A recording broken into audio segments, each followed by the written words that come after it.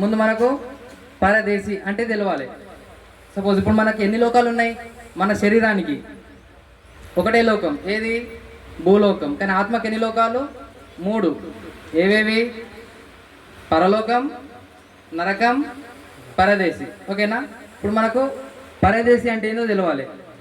పరదేశి అంటే ఏంది?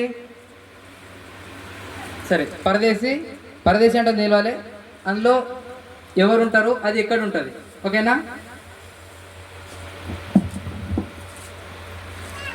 అందరికీ ధనవంతుడు పేదలాదరు కథ తెలుసు కదా, ఆ స్టోరీ.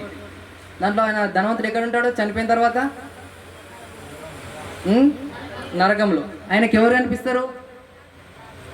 లాజరు ఎక్కడ ఉంటాడు? అబ్రహాము రొమ్మున. ఓకేనా? ఇప్పుడు అబ్రహాము లాజరు ఎక్కడ ఉన్నారు? పరదేశిలో. ధనవంతుడు నరకంలో. ఓకేనా? ఇప్పుడు పరదేశి నరకం ఎక్కడుంది? పక్క పక్కన. పరదేశి నరకం పక్క పక్కన ఉంటుంది. మరి పరలోకం ఆకాశం, పరలోకం పైన ఉంటుంది. పాతాళం అంటే భూమిలో, లోపలికి ఏమో నరకం, పరదేశి ఉంటుంది. ఓకేనా? ఇప్పుడు చనిపోయిన వాళ్ళందరూ ఎక్కడికి వెళ్తారు?